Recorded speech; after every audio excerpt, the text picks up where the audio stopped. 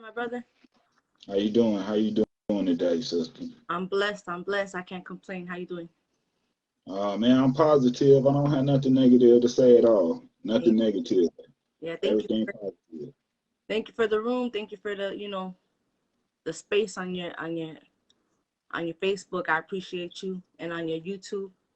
I checked you out. I see you doing positive things on your side of town. I didn't even realize you were from Chicago until I looked up your bio. I'm like, we from the same place. That's right. Yeah, we got a lot in common. Indeed, definitely. And I appreciate you because what you got going on and what you're speaking about is needed to be heard, throughout the community. You definitely have some jewels of knowledge, wisdom, and understanding that you can bring to the people, because there's a lot of people who are who going through it. They going through it. Some people don't want to speak about it. Some ashamed of it. So it take a lot of courage for you to come out and to speak about what you have went through, how you then reversed everything and you then came out on top, and also how you have an amazing talent, amazing voice. Thank You you. know, yeah. So with that being said, can you introduce yourself to the platform? Yeah, so my name is Shavon Ramos. I was born and raised in Chicago on the west side, Humboldt Park area. I'm Puerto Rican. I'm 40 years old now. I have 6 kids, 2 grandchildren. I reside in Jacksonville, Florida. My upbringing, I was a product of the system. I was in foster care. I grew up in foster care. I got raped at the age of 4 by my foster father, and I was being physically abused by my foster mother. I lived in that first home for 2 years, 2.5 years. I went through a lot of traumatic, events in that house. And then all the foster homes that I lived in, I was being molested and physically abused. My grandmother finally got custody of me and my siblings when I was 9. I came home and then I got into the gang, you know, and then that took on a whole life of itself. I was so angry inside. I didn't know how to deal with all of the things that I was going through, and I wasn't educated. So I continued to be sexually active at a very young age, and I'm in the streets, gang banging, and just being hardcore. That was my armor. And in Chicago, you gotta be rough.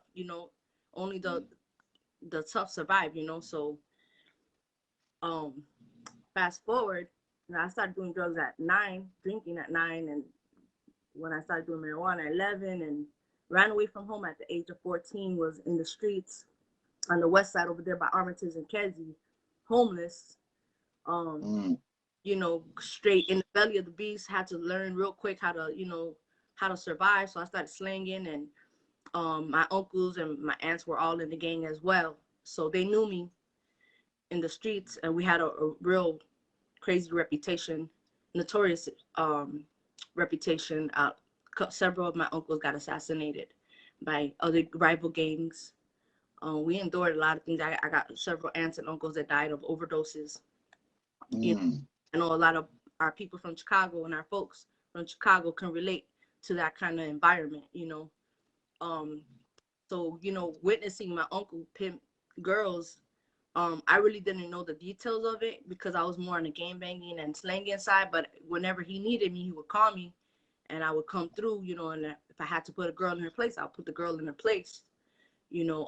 Fast forwarding to 2004, we decided to leave Chicago because we didn't want to continue that cycle. I was having my kids, my brother was having his kids, and we just didn't want to continue living this unhealthy cycle. So we moved down to Florida.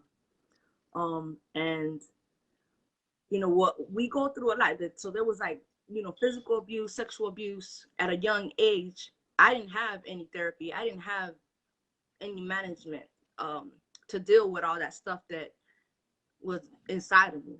So coming down here didn't resolve anything because that still was inside of me. And I continued to be promiscuous, and I continued to look for love in all the wrong places. And I still had that street mentality in me.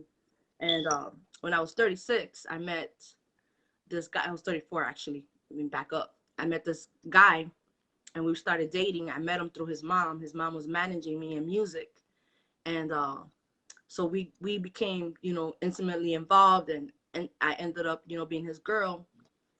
And I didn't know that he was grooming me because he was asking me questions. I was pretty naive. Like, I'm in Jacksonville, Florida now, and it's totally different. You know, they don't know me. I have people to protect me in Chicago. I'm in a whole different environment down here. And he was always asking me, you know, do you do dates? I didn't even know what dates was. I'm thinking, you know, what do you mean dates? You know, and he was like, yeah, dates, you know, back page. I was like, I didn't know what back page was until I met him. And basically he was telling me, you know, to prostitute, to sell myself. And I was like, hell no, I would never do that. You know, that's the low of the low, the bottom of the podium. I would never do that, you know. So he asked me a couple times, and, you know, I got irritated with it. And this is a week, like, us being in a serious relationship. I was with him every day for 7 days, you know. And I was like, I'm going home now. It was a week. I was like, I'm going home, gotta go to my kids. And he was like, no, man, my rocks are missing. And this is the part of his game. It's called terrorizing, you know, to put fear in me. And I was like, I don't even, you know, I never did crack. I didn't touch any stuff, you know. But he was like, you know, so he pulled out his gun and he was like, strip naked, or I'm gonna kill you, you know. And so I stripped naked, you know. I was like, bro, I ain't got your stuff, you know what I'm saying?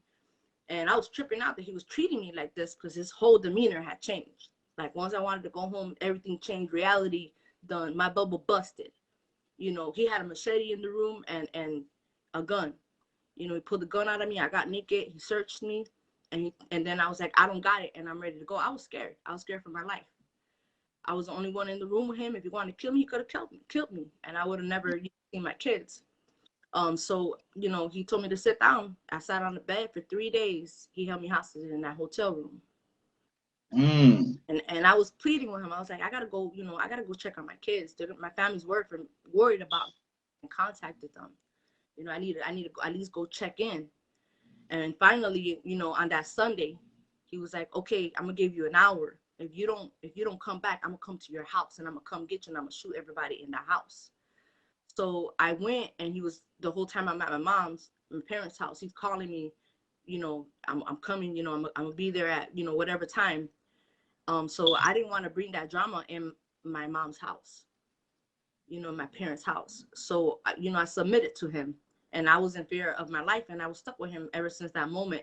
Every time I went to my mom's house, you know, I had an hour to spend with my kids, and that was if he let me go to my mom's house. You know, he physically abused me, like, try to kill me, choke me out, you know. Just, we would fight like crazy all day, like couple days, just nonstop fighting. And then it was crazy. He was mentally breaking me down. It took, I was with him for 3.5 years, or I should say 4 years. It took 3 years for me to finally give in, after, you know, watching him be pistol whip girls. And, you know, we had good moments because I loved him. You know, I was also in love with this man. And he just had, like, he had me. He had my mind. I was stuck. I was just stuck with him. And I put up with it. So let me ask you. So you saying the person that you love so much is the same person that hurts you at the Right. same time? And just think about it. You know, this is a cycle that I grew up with. I was raped at the age of 4. I was being abused. This is all I knew. And my worth, I didn't have any worth. No one ever poured worth in me. All I was worth was an object, you know. And all I wanted was to be loved. And I thought this was what love, this is how love is, you know. And I accepted. He wasn't the first domestic violent relationship that I was in. That was the first time I ever was prostituted.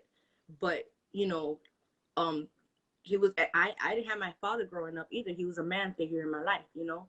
So as distorted as it may seem, and a lot of people may not understand that, you know. But, open up your mind a little bit. You're in love with somebody. It didn't start off that way, you know, and it ended up being that way. I was trapped. I couldn't even leave the situation. When I did cry out for help, I was looked down upon. Nobody wanted to mess with me. Then nobody wanted to help me, so I was alone basically, and these women that are being pulled into this lifestyle, it's let's go party. Let's, it starts off fun and games. It's fun until it's time for you to go home, until you're trying to go back to your normal life. Oh, now you owe money, or now you did this. Whatever trap they have for you, they set up for you. What he set up for me, you know, um, he knew what he was doing. Like, he did it to plenty of girls, and he got me. He knew he had me. He knew I was naive. He knew that I was vulnerable. He knew that I was needy. I drank. I was an alcoholic at that time. So mentally, I wasn't strong. Spiritually, I wasn't strong. I ended up losing custody of my kids. They were in debt. I was a danger, a problem to my family and my kids, and that broke me down even more. I was like, damn, I lost my kids. I ain't got no purpose at all. I felt, at that time. But I will say this: during, even as a child, God always was present in my life.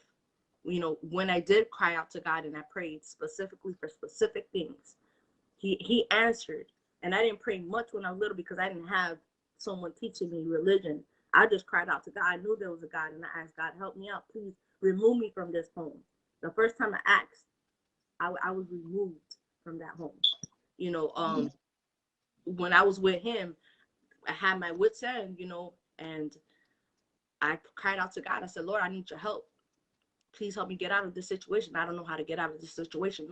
No one's helping me. I reached out to programs here in Jacksonville, and there was just no outlet for me. He would find me.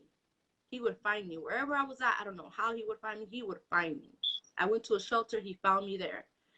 So I was like, before I went to Chicago, I went into I left Jacksonville. That's how I got away from him.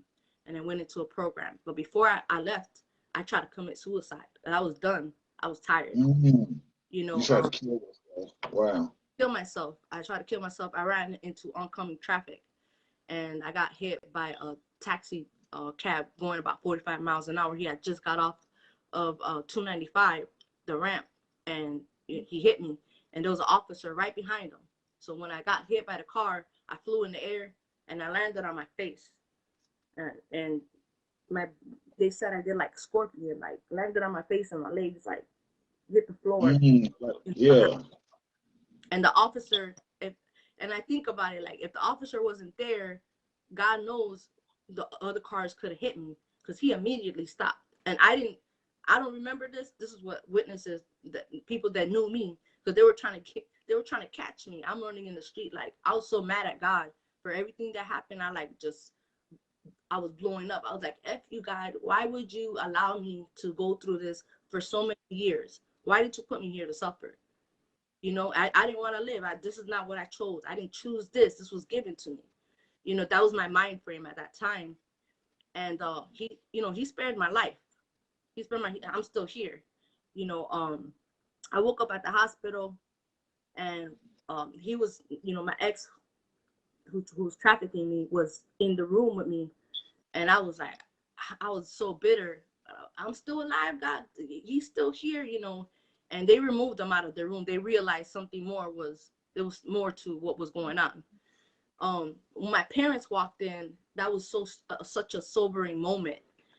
They were scared, like their reaction. They didn't even want to come near me. And I didn't see my face. I didn't see the damage that was done. My front teeth were missing, broke my nose. My collarbone was fractured. My lip was split in two. They had to stitch it back together, stitch my chin back together. I shattered my knee. I ruptured 5 discs on my back. I was messed up. But I didn't see this, and their reaction let me know, like, damn, I'm alive, and now I look, real messed up. So they were like, Shavon, we're here for you. We love you. We'll help you, get your life together. And when they left, I heard God as clear as day. He was like, child, get up and see what you did to your face. I'm not, but he said, get up and see what you have done to yourself. I got up, had a walker. walked to the bathroom and I seen myself, and for the first time I like cried for me, you know, because I had a hard time loving myself, hard time looking at myself, hard time telling myself that I am worth something. I didn't feel I had value. So that day I looked at myself in the mirror, I seen myself for what I was in the raw form. And God was like, he told me clear as day. I heard him. He said, you don't love you, but I love you, and I'm gonna teach you how to love yourself. You know, so fast forward, I moved from Jacksonville, went back to Chicago. I went to Okay. the Chicago Dream Center, and they have a program, New Life for Women. I was enrolled in that program. The program is a year long, but I graduated in 8 months, and they gave me a position there, and I was able to begin to heal and love myself and forgive those that hurt me, and start, you know, getting healthy spiritually and physically. You know, and music was my outlet. Like, you know, I started writing music again, and just doing all the things that were beneficial for me as a woman, you know. And I thank God for that program, because they really helped me. They gave me a job.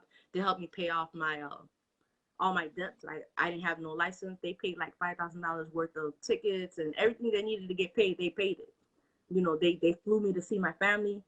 It was just God's like hand was so mighty once I was able to get away from that situation. And now, you know, I understand and respect those that are on drugs, and those that are getting prostituted, those that are in the streets, you know, because growing up, we look down on people like that, and we Right. a certain type of way. You know, we talk about pimping is cool, but it's, you know, we glorify that, but in reality, like, that's a crisis that we have, you know, in our community, and it all stems from childhood. There's a root to everything, a reason why we get in gangs. There's a reason why we sell drugs. There's a reason why we do things, you know. And a lot of it's ignorant. Like, we don't know better. We walking in darkness. We don't have that enlightenment that we need. I didn't have no leaders, you know, in my life until I was you know, older. So I know my responsibility is to help others, you know, and educate others and make them aware about their circumstances. First, it starts with you. You have to look at your environment, what you grew up in, and how your traditions within your own family, you know, and then we can start building from there and helping out our communities. But it starts, you know, with me first. I have to look at myself and say, hey, okay, this happened. Yeah. How can I change this? What can I do with my life? What can I do with my life? You know, can I continue to be a victim, or can I be the leader that God designed me to be? The queen that I am, the God in me, the God that I am, because he created me in his image, you know? So what I'm doing right now, I'm a sex trafficking advocate, and my goal is to just bring awareness through my art, through my music, you know, and through my testimony. I have a website. I started my own business. I got LLC license in 2020. I did it by myself, you know what I'm saying? But, you know, I'm working on my music, about to release an album, you know, a month to come. I'm going to put everything on all the major platforms. So anyone that's interested in listening to my music, they'll be able to download it and support me. I have a coming up on Saturday. It's a gala, and we're fundraising money to build a house to bring women in that are being rescued off the street, you know. That's excellent. So I mean, man, you just, first of all, that's an incredible story. Not just a story, that's your life. So that's incredible. How you achieve overcoming it. Because a lot of females, as you know, you're an advocate for sex trafficking, I should say. And I'm very sure you have seen a lot of females who haven't made it out of those situations. So for you to make it out that situation, I got to take my hat off to you. So my question is, when you had like a multiple, because you said you love when you was having like multiple sexual partners, it never clicked in your mind that the person that is doing this to you never loved you. Like you never, Yeah, but because like I'm just saying it because it's like a question that people always be wanting to ask somebody who's been through this. Like if somebody love you and they say they love you, you know, man, how like so many different people, multiple sex partners, like yeah, how can how can you see, by do that time, that? like, so by that time when I finally did give in to him and started, doing prostitution, um, I hated him. I didn't love him at that moment. That was all gone, and I had lost everything. I had lost my family. I had lost my kids. I was homeless with him. Mm, So psychologically, I was a slave to him because I couldn't mm, get away from him. I didn't have any support. I didn't have anywhere to go. So I was just stuck in that situation. I tried to run away. I couldn't. He would find me. He shot my house up. You know, mm. it was just psychologically and emotionally fucked up. I was scared. You know, So normally when people are scared, they go to the police. I So why didn't you just go to the police and say, hey, this guy keeping me hostage? Call the police. Hey, pull up. I need an escort to get out this room, to get out where like why don't you call the police? I did. I did that. Mm. They didn't help. They didn't help. They just see me as a prostitute.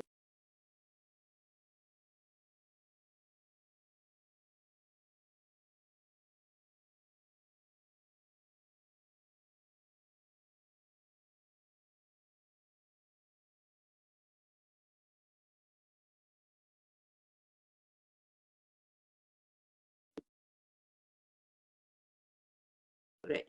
And it's got a stronghold on you. So you're stuck in a just a mental slave. You're a slave to that drug, and you're gonna do whatever you need to do to get high, to escape the reality of your situation that you don't have the proper tools to deal with and manage your life. So Mm. it's really a mental, on top of being forced. Mm. For myself, I would say, That's so right. and I reached out for help. So when you reach out for help and people don't give it to you, and they treat you like you put yourself in that situation, you're gonna be hopeless. I was hopeless. I did not have Mm. I did not have any support. I was stuck. That's the So point of not wanting to live anymore. Like, that's crazy. That's crazy and that's real. Did you ever create a bond with the other people that the guy had, like the other, like the other females that was prostituting for him? yes, Did you ever create a bond with them and get close with them? yeah, I did. Because we went through together abuse. And there was a lot of chaotic situations, running from the cop, like driving, like a cop chase. Just Mm. every day was high intensive. Got to be watching out for other drug dealers. I gotta watch out for my pimp trying to tell me that I stole something from him. I gotta try to watch out for the cops trying to arrest us, because they ain't gonna. If I say, hey, I ain't, I'm being held here behind my will. No, you're a part of this too. In their eyes, I'm a part of this. I'm the bad guy. It don't matter what I say. They look at me as nothing, just somebody they could lock up. They ain't trying to help. So the girls, when I would be in the room with them and he would leave, or the guys would leave, we would pray. We would pray, and we would open up to each other and share, our upbringings, and encourage each other and share, like, what we wanted to do. I seen, those I met pastors' daughters being prostituted out there.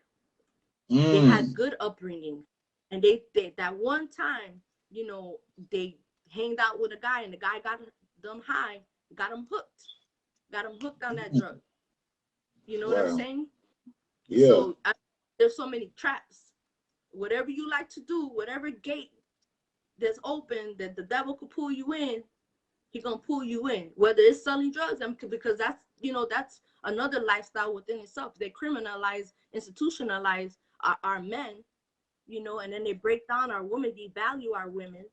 So we're all fucked up out here. Ain't no family unity. We don't even know what that is until we get older and we've gone through so much, you know. But if we were being taught this in schools at a young age, if we had enough leaders to go into schools and go and teach families how to be families and communities how to be communities, a lot of the things that are going on in Chicago and around the world or the United States, you know, resolved. But we don't have the basic, it's basic knowledge, you know, basic knowledge. We don't even have that of how to be a family, how to live healthy, how to eat healthy. You know what I'm saying? We're too dependent on the government. We have our own powers. We can resolve our own issues within our own community. All it takes is proper communication. You know, we could sit down at a table and have a real discussion and put down the stereotypes, because that's the biggest wall that we have against each other. Stereotype. Oh, you're from this gang. You from get this gang. You know, you're the older generation don't want nothing to do with the younger generation. Oh, we thugs. We this and we that. If all that got to come down. We all beings. We all a family. If we want to get this resolved, we have to. You have to see me with value, and I have to see you with value. You know. That's right. And that's the common. That's the common ground that we can start resolving these issues. That's real. And That's real. We can't keep holding on to the history of you. You know, you shot my uncle. You know, and you shot my son. Yeah, that shit fucking hurts. But we can't keep doing this. We ain't getting nowhere. And we got so much potential. That's the that's the sad part. We had, even in the midst of what I was going through, I still was doing music. I still was ministering to other women and men. You know, whoever had their ear open to hear what I had to say and took my value in. And I didn't even realize it at that time, but it was just natural thing that came out of me. But I remember those moments, you know, and those are stepping stools that I hold on to, you know, and I thank God for those moments. You know what I'm saying? I had bad moments, but I had some good moments too, you know, and that's just a part of life. It's time for us to elevate, you know, That's right. go up and start doing better. And there ain't no excuse. There ain't no more excuses. We got to do what we got to do. And that means, you know, put on them boots and walk the talk, you know, don't talk it, but walk it. That's real. So, I mean, do you have any statistics or numbers when it comes down to sex trafficking? Like how many females in America have experienced this or are going through this? And do you think that um the missing females, it's a high number of missing females throughout the country. Do you think that has something to do with sex trafficking? Yeah, definitely human trafficking, because there's many forms. So let me give you the definition of human trafficking, and I pulled it up so that I'm not stumbling over my words. Definition of human trafficking is the practice of exploiting adults and children for the use of commodities or objects in conditions of sexual and labor servitude, also known as modern day slavery. That's right. The statistics. So the national human trafficking statistics for 2020, 24.9 million people are victims of forced labor. 16 million people are trafficked for forced labor in private economy. 4.8 million are trafficked for forced sexual exploitation. 4.1 million people are trafficked for forced labor, state post-forced labor. An estimated 20.9 million people are trafficked worldwide. Women and girls are desperately affected by human trafficking, accounting for 71% of all the victims. So out of all those millions, 71% are women and girls. You know, I used to watch the Predators. You know, if you walking around with your head low, like low self-esteem, you're an easy target. You know, you're seeking attention, you're an easy target for women. Men, you know, because men get trafficked too, and they'll get you from a little boy. And the main thing that I've seen is all of us have gone through sexual abuse at a young age. Mm. You know, so and sexual abuse happened within your own home, family members. You know, this go like, you know, I don't. I'm assuming because the majority of my friends and my family, we all know or we all been victims of, you know, sexual abuse, molestation, rape. Mm. You know what I'm saying? We've grown up with that incest. You know what I'm saying? And so there's a lot of things that we don't talk about that happening within our own homes. It starts there. So that secret is what starts to fuck you up mentally. Yeah. It's a Yeah. grooming. I started getting groomed from a little girl, Mm. you know, and it became a pattern for me, a lifestyle. You You know know, something? And you know, and it's crazy you say that because you know, I brought this up to somebody before, and I think, and I think the problem with a lot of our brothers in our neighborhoods, you know, and communities throughout the country, you know, that they have had some type of molestation or some type of abuse or some type of way, you know, and they internalized it. Now they out in the streets, wilding out, going crazy, yeah, you know, and that's something, you know, because I be thinking about what makes people, you know, kill people, you know, what makes people want to hurt people, you know what I'm saying? Like what makes people just want to be destructive, you know, and then at the end of the day, you know, I got to the root of it that it have to be something that's internalized that it hurts you so bad that you know you just rage, you got a rage about yourself and you living out this destructive life. And exactly. I think if people will seek out help, and I think if people will acknowledge their wrongs or the problems. See, I think that's what goes on in a lot of communities. People don't acknowledge what's going on. Like they just sweep it on their rug.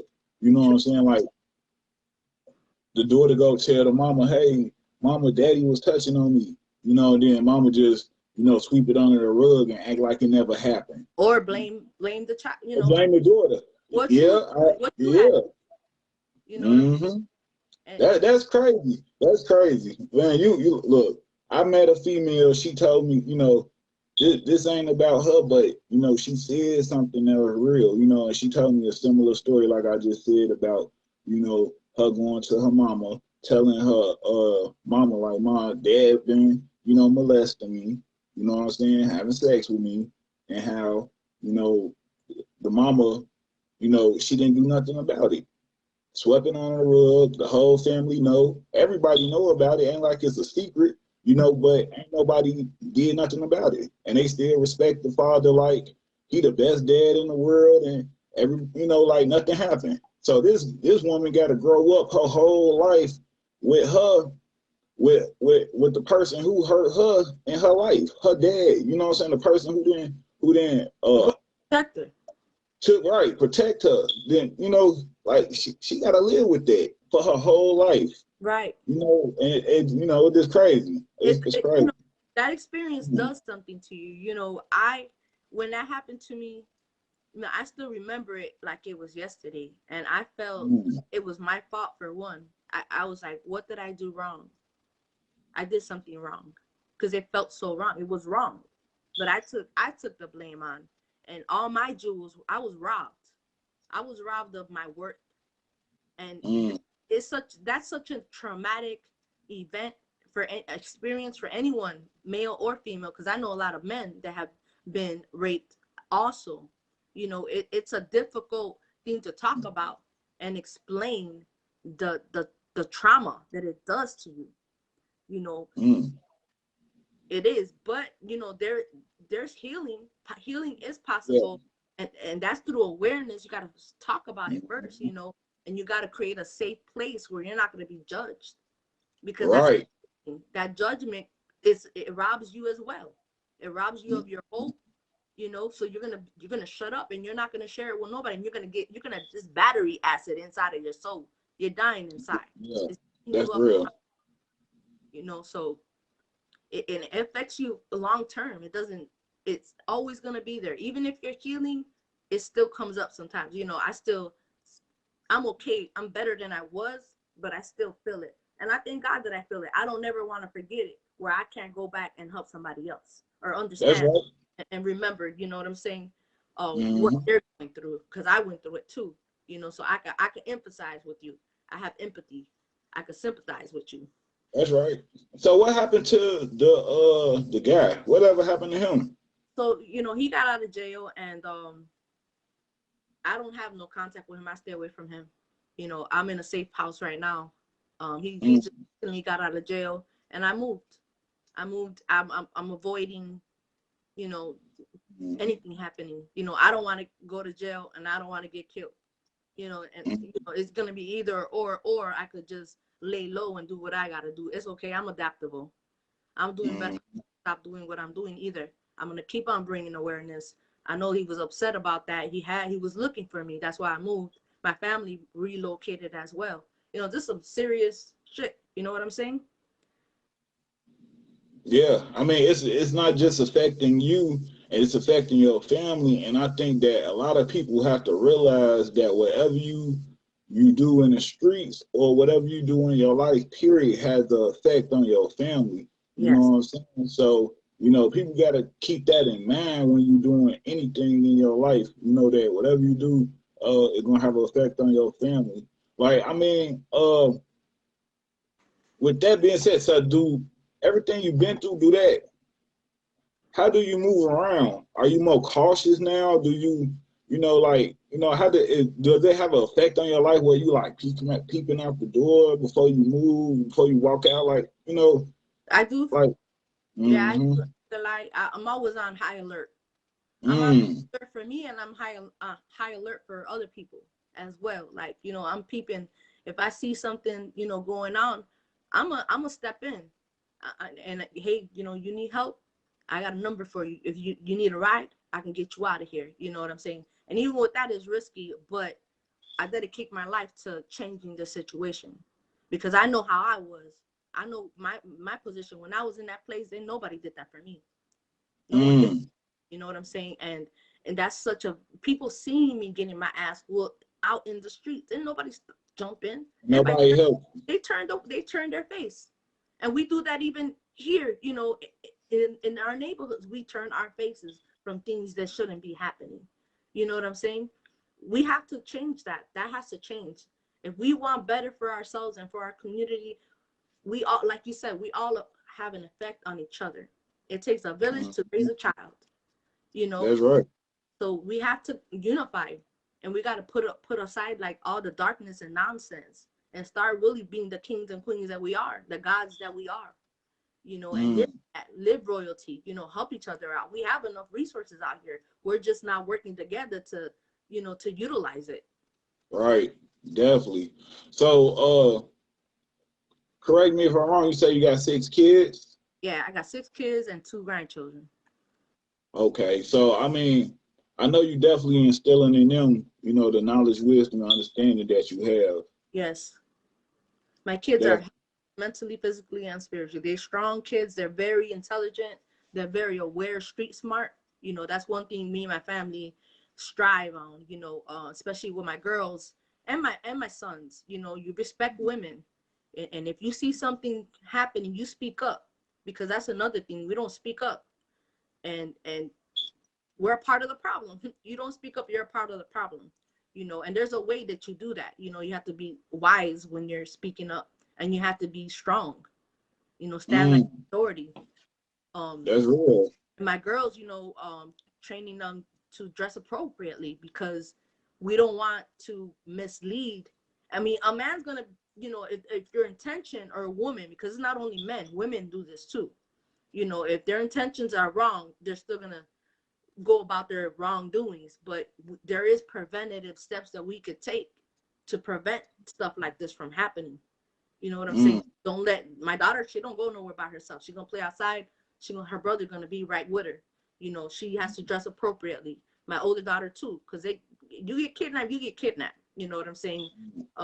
So I always tell her, you lock your doors when you're in your car. You look around, you look at everybody that's around your perimeter. If you